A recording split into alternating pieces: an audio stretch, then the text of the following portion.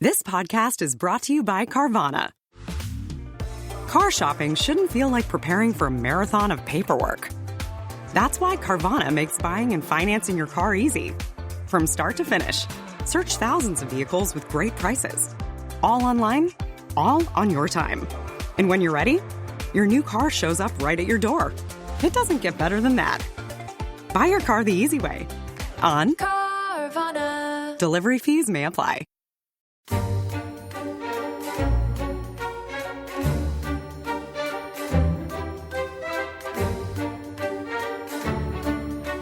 Octavian launched his campaign in the first weeks of 33 BC. He began in the Senate with the latest reports of Antony's behaviour. What, he asked, was going on in Alexandria? What had happened to his old comrade? What could explain all these un-Roman antics? Every day the stories became more shocking. Antony had adopted all kinds of strange Egyptian cults. He'd lost his Roman virtues and become a slave to luxury. He lazed around all day on a gilded couch, wearing a jewel-encrusted robe and carrying an oriental scepter. He spent all his time drinking the local wine and went to the toilet in a chamber pot of solid gold. He feasted every night on weird, un-Roman dishes, enthralled to the whims of his Egyptian queen, and at palace banquets he even massaged her feet like a slave. So that is from a top children's book about the life of Cleopatra, Queen of the Nile. You can guess the author. So Tom Holland, that's Octavian's propaganda, talking about Antony and Cleopatra. It reminds me of how another writer described it. Antony, the triple pillar of the world transformed into a strumpet's fool. So that's Shakespeare. Nice. Very nice. Well, I mean, they're the two great literary figures of the Western world, aren't they? So that tradition is absolutely the tradition, I think, that dominates the popular understanding of Antony and Cleopatra, that Antony has been kind of softened and corrupted and literally enslaved by Cleopatra. And that's where we left the last episode. So we've done 3. We are now around about, what are we, sort of 34, 33 BC. Antony and Cleopatra in Alexandria. Octavian is beginning the propaganda campaign against them. Which has sort of been simmering for the last few years, but now really reaches Octavian Octavian had always set his heart on establishing his supremacy over Rome and the whole world. I think that had always been his object.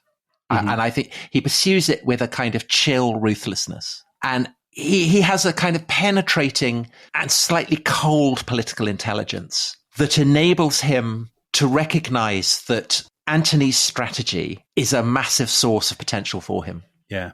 Well, I was about to say, doesn't he realize that Cleopatra is in some ways Antony's greatest asset, but she's also his great weakness. Yeah. Cleopatra is a weapon for Octavian. And I think that's the brilliance, that he recognizes that he can turn Antony's great strength against him. Well, so the big challenge that Octavian faces if he's to knock out Antony is that the Romans don't want civil war. They've had 2 brutal bouts of it. Octavian's pitch is that he is bringing them peace. So if he launches an attack on Antony, that would be unacceptable. The Roman people would not get behind him. The Western provinces would not get behind him. The Italians would not get behind him. However, if he can present the war as a campaign against Cleopatra, then that's completely different. And Cleopatra is in every way a kind of ideal bogey because she is foreign, she is royal, and she is female. So on every level of Roman political prejudice, that makes her a sinister opponent. Let's talk about that last element, because we're into the 4th podcast now in this series. And we've talked a little bit about Cleopatra as a woman and as that rarity, a woman exercising political power. But we should perhaps dig a tiny bit more into that, because do you think that's what makes her so unsettling? Because some biographers, particularly female biographers, have suggested that, there's a sort of a bucket loads of misogyny in this. And that the Romans absolutely are. And that the Romans, there is something peculiarly horrific to Roman elite male opinion about a woman leader, a foreign woman. Do you think that's true? Do you think it's the Yes. femininity that makes Cleopatra so shocking? I think it's part of the package. So the historian W.W. Tarn, who was a kind of splendid representative of mid-century classicist tradition, said of Cleopatra that she was Hannibal's only rival as an enemy of Rome, that she inspired almost as much terror in the Romans as Hannibal did. And I think that that's a judgment that kind of overdoes it. I don't think she was ever on a level with Hannibal. But I think that it does respond correctly to the scale of the propaganda effort that Octavian unleashes. But as is always the case with propaganda, it only works if you're going with the grain of prejudices that already exist. Yeah. And the idea of Cleopatra as a woman feminizing men, there's a whole kind of sexual dynamic there that I think it's hard for us to get a handle on because it's very, very alien to us. But essentially for Romans, the idea of a man being feminized is absolutely the most shocking thing that you could contemplate. The idea that a man plays a woman, to a man, let alone to a woman, is absolutely the worst taboo. And so by presenting Antony in that light, it's kind of, it's like saying he's in our lights, a kind of paedophile or something. I mean, it's on that level of shock and horror. Yeah. So that's what Octavian's doing. But he is also, of course, saying that Antony has ceased to be Roman, that he's become a kind of, a soft, decadent, depraved Greekling from the East. And that's when we get and also that he wants to become a king. And I think the kind of monarchical strain is true. I think that is what Antony's playing with. And I think that, that's a cause of it enables him to draw support in the East. But of course, it's anathema to people in Rome for whom the word king is absolutely a dirty word. And it's around about this point, Tom, I think that we get a lot of the stories. So, for example, there's a story about people dressing up as a friend of theirs called Plancus, who dresses up as a sea nymph at their parties, sort of wriggling around, covered in blue. Yes. There's the story about one of the famous Cleopatra stories that historians have spent a lot of time arguing about. Was it chemically possible and all this thing about her swallowing a pearl? Well, which comes from very much my friend, Pliny the Elder. Yeah. So that's the story that she has a bet with Antony that she can basically serve the most expensive meal that's ever been served in human history. And she dissolves a pearl in vinegar and drinks it. And scholars have actually written articles about, the chemical composition of pearls and whether this would be possible had she softened the pearl beforehand. But isn't the obvious explanation for all these stories that they are produced by Octavian's propagandists and then they turn up in Pliny and Plutarch and Cassius Dio and so on? Yeah. Or do you think there's a grain of truth in them? Do you think some of these things probably happened? It's very difficult to know, isn't it? I think a bit of both. I think Antony has the misfortune that so Octavian has two henchmen, one of whom, Agrippa, has set up this navy. He's a brilliant naval commander, a brilliant military man, which Octavian absolutely isn't. But his second right-hand man is a guy called Maecenas, who is brilliant at spotting literary talent. He basically is Peter Mandelson, isn't he? No, well, he's a literary, to a degree. But I mean, he has an eye for literary talent, so he identifies some of the world's greatest poets. The great writers of Roman literature, so Propertius, Horace, and of course, above all, Virgil. Yeah, and it's their genius that will ensure that what might otherwise have just been kind of crude propaganda becomes woven into poetry that has been read ever since. Yes. But there is a further paradox, which is that because they are great poets, they're not just dealing in abuse. They are also able to give in the long run, a kind of dignity to their portrayal, certainly of Cleopatra and also to a degree of Antony as well, but particularly to Cleopatra, which plays a crucial role in the kind of the romance and the potency of her subsequent reputation. So the most famous example of this would be in the Aeneid, the great epic of Roman beginnings that Virgil writes. And Aeneas is a Trojan prince who has been told by the gods that he has to flee Troy, sail with a band of Trojans, and he will end up founding the city that in due course will result in the foundation of Rome. But he stops off in a city that has just been founded on the North African coast called Carthage, which has been founded by a queen called Dido. Yeah. And Aeneas is tempted to stay and ignore his divine destiny to go off and kind of found the Roman line and hang out with Dido. And in the end, he gets reminded by the gods, get a move on. You've got to go and found Roman history. So Aeneas goes and Dido commits suicide. And this supposedly establishes the lifelong hatred between Rome and Carthage that will culminate in Carthage's destruction. But the significance of that is that it's obviously making play with the story of Antony and Cleopatra. Yeah. And actually, Dido is presented very, very sympathetically. She has a potency and a power that is also echoed in the poetry of Horace, where he's very rude about Cleopatra, but he can't help but make her seem glamorous and fascinating.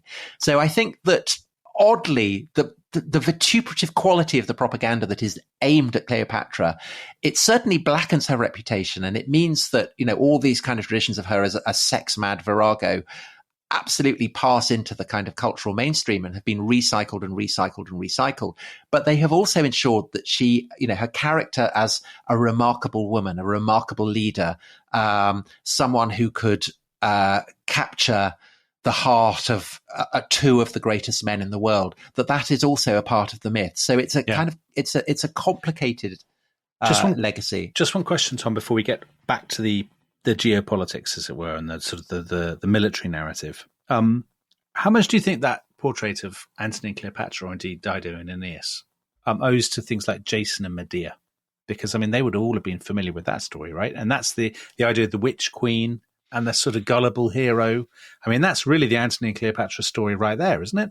Well, again, you asked how much of this is rooted in misogyny. A lot of these myths, they fuse suspicion of foreign royalty with suspicion of the female, because in both the Greek and the Roman traditions, foreign kings are equated with effeminacy. Yeah. So a woman is an ideal representative of these kind of traditions. And of course, all this propaganda is going with the grain of that. That's why it's so effective and why it works. All right. So let's move on from the propaganda to the sort of the hard political and military realities. So the breach really becomes obvious at the beginning of 32 BC, I would say. That's when the two consuls, pro-Antony consuls, they flee Rome, don't they, with about a third of the Senate to the east. It's a bit of this is a slight action replay of... Yeah.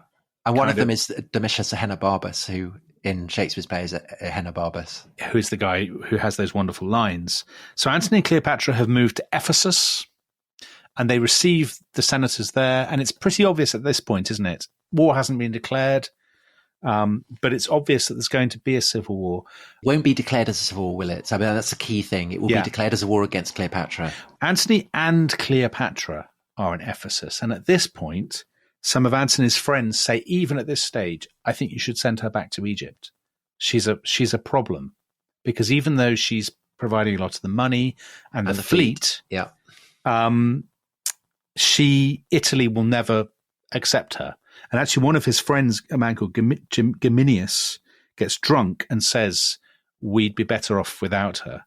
And Cleopatra, according to the sources, says, oh, that's great. I'm glad you've said that, because now we no longer need to torture you to find out what you really think.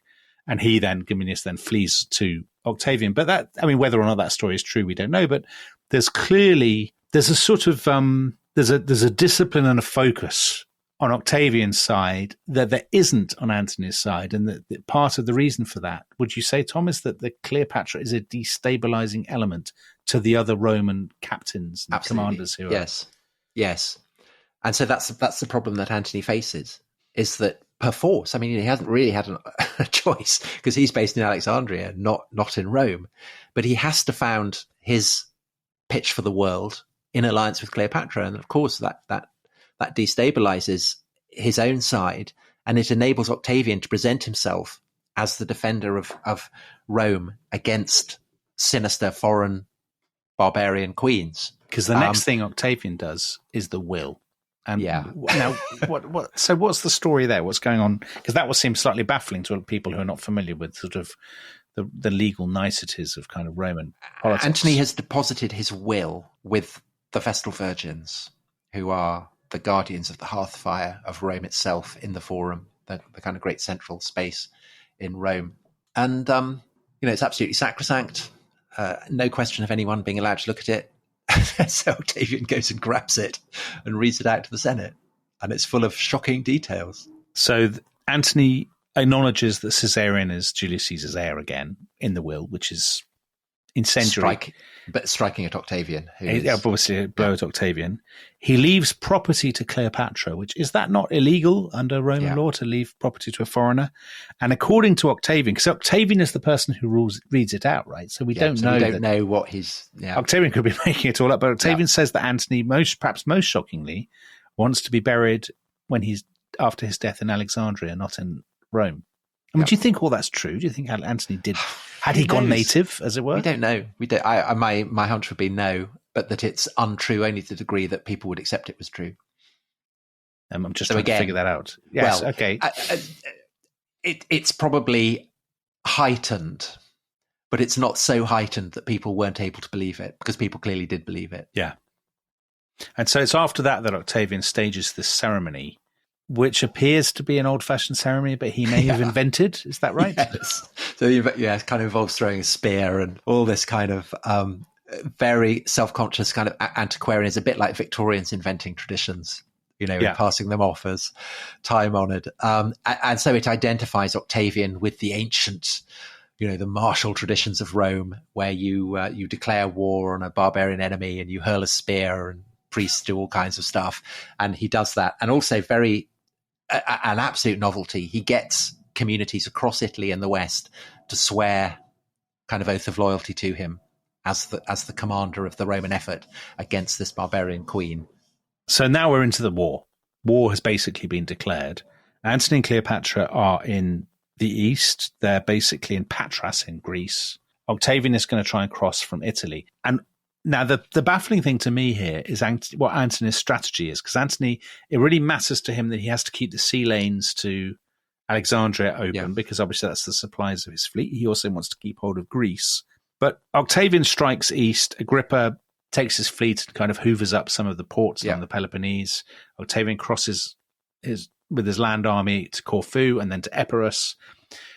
What I've never really understood is how it happens that Antony manages to end up being cornered without really having fought any battles. They get bottled up. So they get bottled up in the Bay of Actium. Exactly. And it's the Gulf of Ambracia. It's a place called Actium. It's a sort of fly-bitten, is it a fishing port? I mean, it's pretty much nothing, isn't it?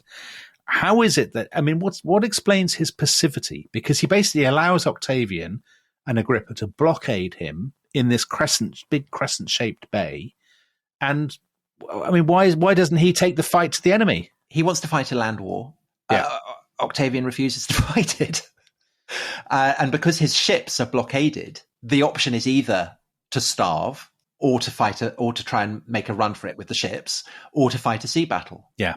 So those are the options. And this is the sort of uncertainty, isn't it? Because it's the summer of 31 BC. Antony is there. Cleopatra is there. They're blockaded in Actium, which is in kind of northwestern Greece. Agrippa's ships blockading them. And they have this great debate. Do we break out by land or by sea? And most of the Roman officers seem to have wanted to break out by land, because obviously because they're used to fighting on land. And Cleopatra, this great council of war, she carries the day because she says, "What? Are you mad? If we leave, they can't win the war without a fleet, right?" They can't win the war without a fleet, exactly. And the troops, the legions could retreat. Yeah. So in a way, the fleet is more important. So they decide that they are going to have to launch this colossal breakout. It's not. This is the thing. It's not clear what they've decided. Are they going to break out, or are they going to fight a naval? And I'm not sure, maybe you have an opinion, but I'm not sure they know themselves. I don't know what they're thinking. And I don't think anyone does. Because what happens is that, the traditional story is that they sail out, and then Cleopatra makes a dash for it with her fleet for Alexandria. Antony sees it, and instead of fighting like a Roman, he then goes after her like a kind of a dog, lovesick puppy. A lovesick puppy following his mistress. So we don't know whether that's, is he playing the coward, as Octavian spin doctors have it, or is this kind of part of a premeditated move to try and get the fleet out so that they can go and transport the army somewhere. I mean, we just don't know. But what suggests, Tom? And I think there is a particular problem with making sense of Actium, because it's the foundational battle for what the entire Augustan regime. Octavian becomes Augustus, and therefore for the entire dynasty that Augustus founds.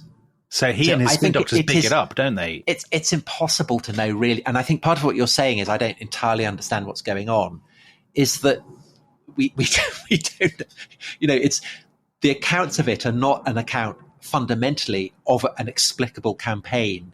It's an account of an episode that is foundational for Augustus's legitimacy. Yeah.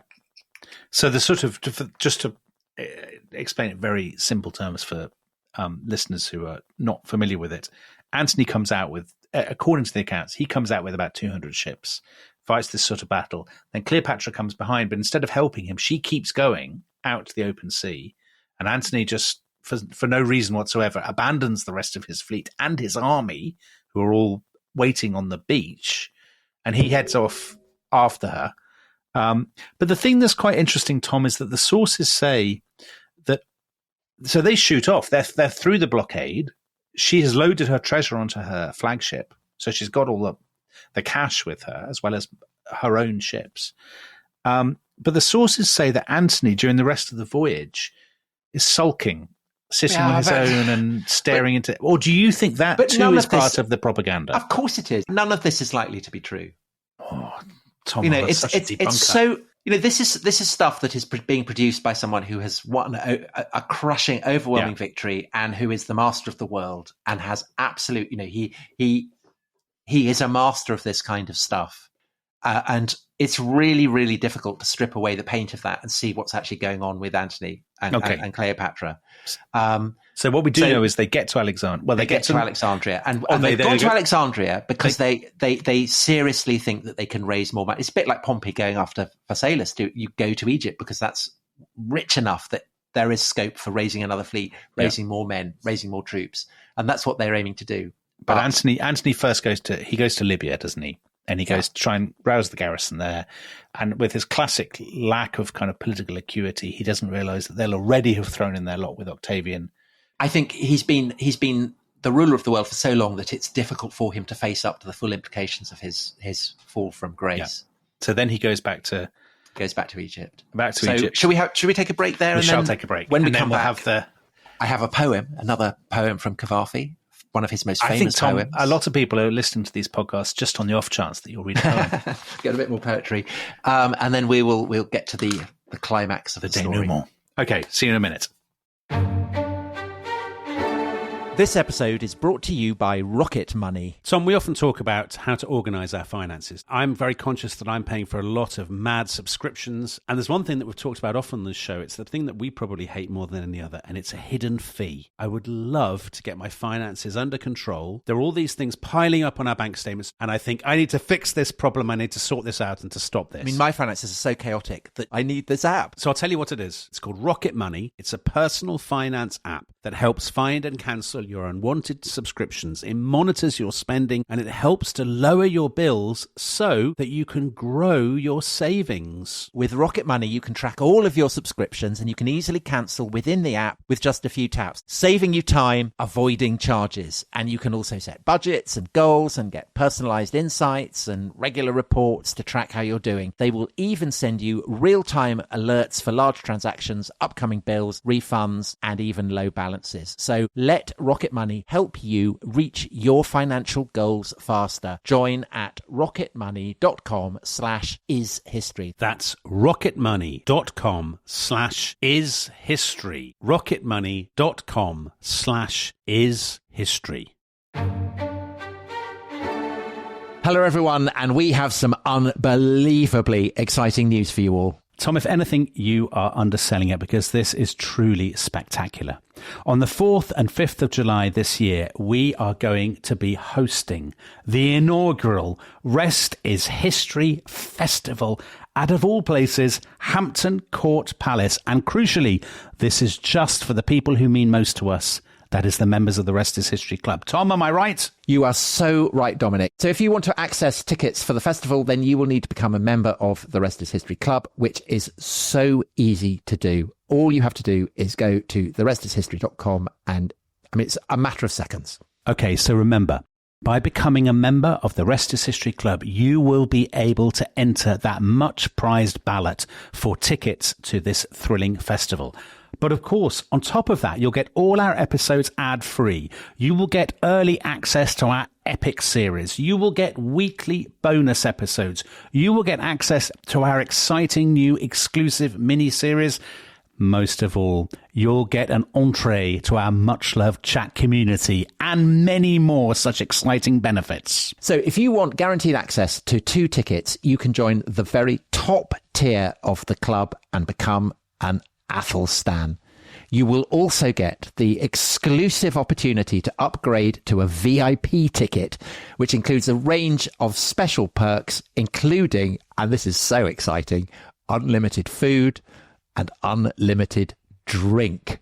So go to therestishistory.com and sign up immediately. It is going to be the most extraordinary weekend. There'll be talks, there will be thrilling special guests, there will be historically themed music, there'll be all kinds of treats, there'll be all kinds of action, there might even be some battles. But above all, it'll be a time for friendship, to get to know your fellow members and to get to know Tom and me in a very, very special place, Hampton Court Palace. And I know that I speak for Dominic as well as for myself when I say we cannot wait to see you there.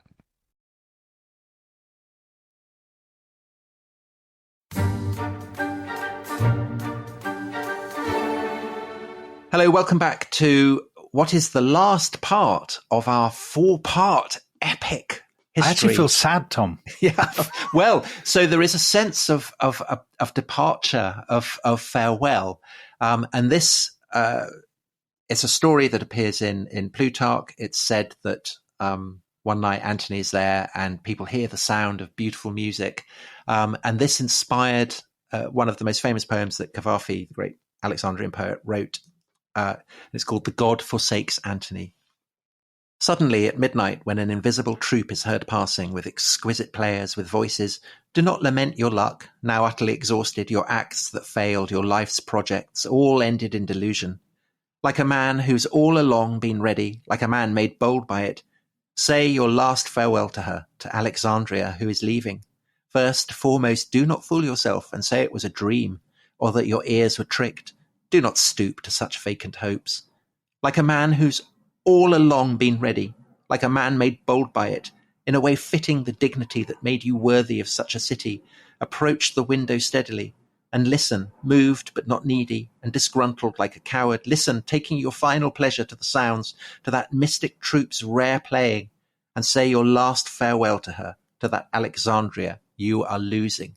So that's an allusion to Antony hearing the god Dionysus, who had always been his great patron, abandoning him. Well, that's the story, isn't it? That people, story, that the historians tell, that people of Alexandria late at night heard this trumpets and clattering in the street, and Dionysus and his revelers were leaving the city, abandoning Antony. And there is a kind of, I think the last days of, I mean, actually they're not last days, they're last months. The last months of Antony and Cleopatra do have this kind of tragic weight, elegiac sense. They do, don't they? Yeah. I mean, they had made a play for the world. I mean, how many of us can say that? And it had all gone horribly wrong. I mean, obviously, the interesting thing I would say is that they don't think at first that it's necessarily curtains, rather like Pompey, as you said before. Yeah. So Cleopatra has, while Antony has been faffing around in Libya trying to raise more troops, she has 2 escape plans. One is she thinks about possibly going to Spain, where there are iron and silver mines, but she decides against that. The other, which is much more interesting, and we talked right at the beginning of this series about the legacy of Alexander the Great, she clearly thinks about going to India, about, she knows that there is a history of Greeks out there. She has ships taken to the Red Sea. But once again, Octavian is a step ahead. So he has suborned the Nabateans in that area, and they attack the ships and burn them. So that avenue is closed off. Antony comes back to Alexandria. So in late 31, and they sort of settle back into a little bit of their old routine. So they're still feasting. They used to call themselves the inimitable livers, and they now call themselves the partners in death, the Synapothanomoi. That's not a word you want to pronounce when you're drunk after Alexandrian feast. Yeah, after drinking a pearl. Yeah. So there they are, and they're negotiating with Octavian. Antony and Cleopatra, they sent him a crown. They at some point it seems that Cleopatra may have offered to abdicate if he lets Caesarion could live. Caesarion, which is never going to happen. As Pharaoh, and Octavian takes the gifts, but he sends no reply back. I mean, why does he need? He doesn't need to. He has the whip hand, and then he invades in early 30. And basically, we said right at the beginning that Ptolemy I had chosen Egypt because it was really easy to defend, and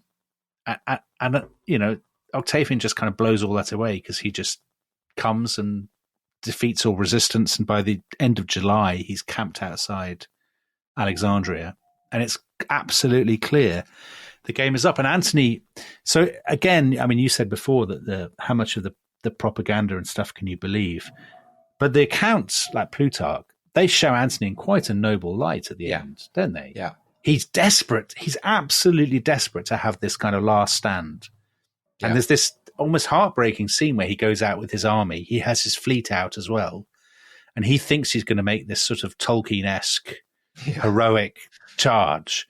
And then he realizes the rest of them have all just come to defect and to give up. Now, what's interesting is that while he's doing all this, Cleopatra has a plan of her own, clearly, to deal with Octavian. And she's got this, I mean, anyone who's seen the play, Tom, will know about the mausoleum. So she's built this mausoleum. It's half built anyway, in this sort of palace quarter. And she has this plan that she's going to barricade herself inside the mausoleum with all her gold and all her silks and spices, basically all the treasure that Octavian will need to pay off his troops. And that Octavian will have to deal with her if he wants to get his hands on all the loot. And then you have this really weird series of events where, so Antony's seen everybody defect. He comes back into the city in a terrible state, kind of floods of tears, misery, all the rest of it. And then somebody says to him, he says, well, where's Cleopatra? Oh, she's in the mausoleum. And he either assumes or has been lied to and is told that she's dead. What do you think? Do you think she deliberately misled him, or do you think he... I don't know. I think it's impossible to know. See, I think there's no reason for her to mislead him. I think he thinks he's just in a terrible state. Well, I mean, there is a tradition, and I can't remember which historian. It may be Dio. Says Cleopatra is gearing up to have a pitch at Octavian. Yeah. Having had a crack at Caesar and Antony, she's now getting ready to going for the hat trick. I mean, that's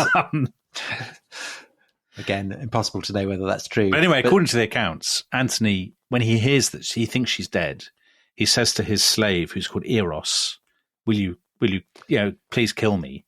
Eros kills himself instead, which is not helpful, is it? It's very poor behavior, I would say. So Antony then stabs himself in the chest, and he's. This is all pretty much in Shakespeare, because Shakespeare got it all from Plutarch. So Antony has stabbed himself in the chest, but he's not dead. He's done it in an incompetent way. Surprise, surprise. So servants carry him to the mausoleum. And then there's this dreadful scene where Cleopatra and her two mates, Iras and Charmian, kind of haul Antony up on some ropes. This absolutely...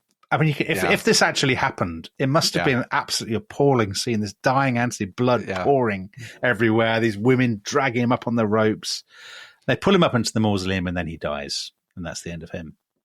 But that's not the end of Cleopatra, Tom. No, because Octavian is moving in. So, do you think Octavian at this stage thinks Egypt is finished? I'm just going to absorb it into my empire. Or do you think he thinks he can get a deal with Cleopatra? He doesn't need to deal with Cleopatra. I think. The public take is that he wants to do to Cleopatra what Caesar did to Cleopatra's sister Arsinoe. decade or so before, which is to lead her in chains through the streets of Rome as he celebrates his Egyptian triumph, which would obviously be an unconscionable humiliation for Cleopatra. Just as it was good for Caesar that Pompey got dispatched, so basically, I think for all concerned, it would be, Cleopatra commits suicide is probably the best way out. Lots of debate about this because, of course, what everyone knows about Cleopatra's death is that she has an asp smuggled in a basket full of figs, pears, and that she supposedly clasps it to her breast and dies. And she dies, and she's found by Octavian, fully arrayed in her, her royal regalia. So the famous Shakespeare lines, to Charmian and is to array her, give me my robe, put on my crown. I have immortal longings in me. And of course, these, it does help her to become immortal. But what is an asp? Traditionally, it's said to be a viper, but that would be wrong because of the poison of a viper would be hideous. I mean, you'd die looking awful. A cobra would be better, and a cobra, the uraeus, the symbol that you have on the pharaonic headdress. You kind of you just pass away. So that seems likelier, and the word would get out that she, in a sense, has claimed an immortality, a literal immortality, because for her Egyptian subjects, Cleopatra is dying. In dying, is making play with these very, very ancient traditions, the role that the cobra plays in the mythology of it all. So I think that's what she's doing. I think it's more complicated than that, Tom. Oh, even more complicated. Well, first of all, they've had a meeting, Octavian and Cleopatra, haven't they? Well, supposedly. The day before she dies. There are two different accounts. So one is that she dresses up and tries to seduce him, and the other is that she dresses down and kind of cries and says it was all Antony, he made me do it. And there's also this great story that she sort of strews the room with Julius Caesar's letters and pictures of Julius Caesar in an attempt to kind of persuade Octavian. I mean, we can't know which of these stories, if either of them are true, but it must have been obvious to her at that point that exactly what you say, that Octavian was going to lead her in a triumph through Rome, and that she decided that would be a humiliation. And she has this dinner party, and there's the story about the old man smuggling in the snake in the basket of figs. But most of the Roman chroniclers themselves don't believe in the snake story, because Plutarch says people searched the room for the snake and they couldn't find any trace of it. And people have subsequently said, the Egyptian cobra, which is the most likely snake, first of all, it's hard to hide in a basket of figs. It would have to be a big basket. It'd have to be a bloody big basket. Secondly, it's not always fatal. And thirdly, if the stories are true and that she and her handmaidens, Iras and Charmian, all die, how do you persuade a snake to? What if the snake doesn't bite you? And also, can the snake kill 3 people? It probably can't. So, I think the fact that the Roman sources tend to discount it suggests precisely that it's true. Oh my God, Tom, that is radical. Well, it's a tradition that they want to fight, that they want to say isn't true. They poo-poo it. And the reason that they poo-poo it is obviously that it has a kind of resonance. It has a power. It means that Cleopatra lives on in the memories and the imaginings of Egyptians. So whether the snake was there and they take some other kind of poison, but it's attributed to this, I mean, who knows? But I think the tradition that Cleopatra commits suicide with a snake that's almost certainly a cobra, I think that I would put money that is true. That is part of the tradition that, we've talked about how Cleopatra is mediated through mainly Roman sources. Yeah. But I think that there are obviously hints throughout the Roman sources, particularly where they deny something, that there you have a sense of how Cleopatra wanted to spin herself. And I think that she is spinning herself there as she has spun herself throughout her career as someone who is more than mortal, as someone who is part of the pantheon of Egypt's ancient gods. And she has, she has, these are the immortal longings. You don't think the Romans give her the snake because the snake is a recognized symbol of Egypt, and it just seems a fitting end to the story rather than she had a vial of... Why would they have an interest in doing that? Well, it just makes I mean, some of Cleopatra's biographers think that that's the case. I think they're wrong. You think they're absolute baboons. Yeah. So I don't think they're baboons. I think that we are playing with very, traditions that have been massively spun, and none of them may be true. But I think in this case that the evidence, if there's something there that is working in Cleopatra's favor, that Roman sources are denying, it implies to me that there is a tradition there, and the tradition itself may be spun by Cleopatra's followers, but that's enough to say that the propaganda war is ongoing. What we can probably agree on is that it's impossible to know, because so much of this is through layers of kind of spin and fairy tale. But what is also possible to say is that the power of this resonates throughout the centuries and the millennia, and means that. But it's not just a resonant story because it's a resonant story. It's a resonant story because what happens next is Octavian abolishes the kingdom of Egypt. He absorbs it within Rome. I mean, this is an absolutely colossal moment in. Well, ish. I mean, actually, he takes it over and he rules it as a pharaoh. Well, he's shown as a pharaoh, isn't he, in iconography? He is. So it's not a Roman province. So there's no governor. Is that right? Well, no senator is appointed to govern it. So it's a question which is the kind of the lower order. Yeah. And senators are forbidden from entering it. So they're not allowed to step foot in it in Egypt. It's exclusive. It is Octavian's private property, which is basically what Antony had been planning to do. So Octavian, very coolly, very cynically, lays claim, that both Caesar and Antony had been interested in, which is establishing Egypt as a kind of private dynastic fiefdom. And that is what he does. And that then means that he controls basically the grain supply to Rome. Yeah. And it's the underpinning of what will become his kind of hidden monarchical way of ruling. And we will do an episode on we definitely will. On so just before we tie up Augustus. Cleopatra herself, just her family, Caesarion, her son, is murdered. He's betrayed by his tutor shortly after, and murdered by the Romans. Her other children are well treated, aren't they? They're taken back to Rome. Octavia looks after them. And yes, we don't know what happens to the boys. They get taken back to Rome, but we're not sure what happens to them. But it's Selene who's the really interesting one, isn't it? She's married to a fellow called Prince Juba. Juba II of Mauritania. Yeah, and they found a little kind of court of their own. It lasts till the time of Caligula, I think. Doesn't Caligula kill her son, Ptolemy, surprise, surprise, because he had the temerity to wear a purple cloak or something? It's better than him. Got upstaged in the amphitheatre. Very Caligula-like behaviour. Yeah. I hope you're not going to do a revisionist Caligula like you've done a revisionist Nero, Tom. I think an episode on Caligula would be good. It would be very good. Views on Caligula. So that's the end of Cleopatra's descendants. And Egypt itself, I mean, actually, for ordinary Egyptians, the transition from the end of Cleopatra VII to Roman rule, do you think it was even noticeable to most Egyptians? Not really. But I think, Cleopatra and Augustus are both ripping them off. They're both exploiting them. They're kind of milch cows. But Cleopatra loved Egypt, and the Egyptians love her, and they preserve traditions and memories of her that last into the Christian period, into the Muslim period. So in the 10th century, you have Arab writers who are clearly drawing on Coptic traditions that in turn are drawing on native Egyptian traditions, where she is hailed as a great philosopher, a great figure. And there, I think you do have kind of echoes of the kind of starring role that Cleopatra gave herself in the drama of annual Egyptian life, where the pharaoh had always played that role, the guarantor of fertility, of the Nile flooding, of crops, the cycle of the year, the cycles of life and death, which is why a crucial part of why Cleopatra endures as this kind of a blazing legend. Well, let's end with the question with which we began, which was Judith Downey's question.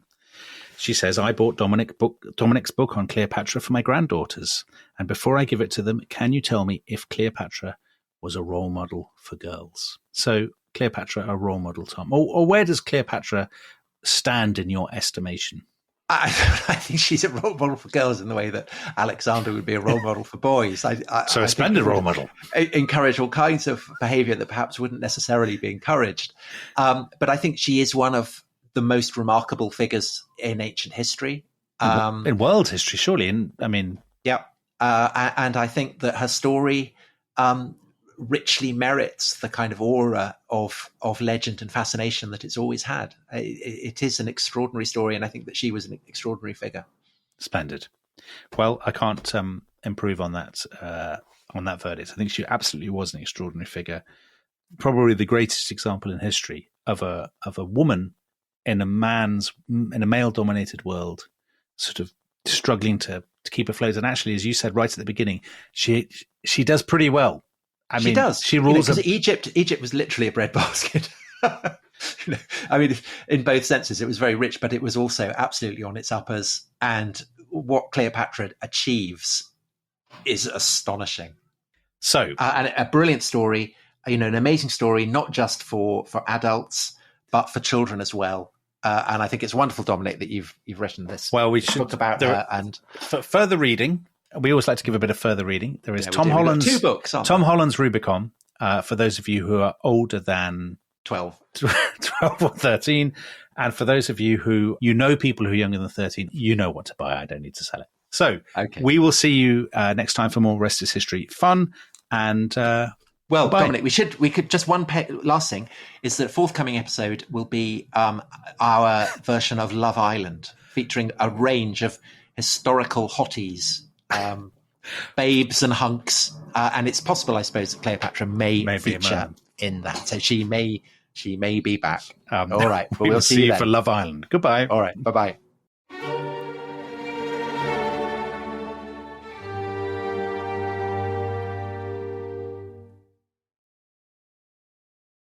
Thanks for listening to The Rest is History. For bonus episodes, early access, ad-free listening, and access to our chat community, please sign up at restishistorypod.com. That's restishistorypod.com.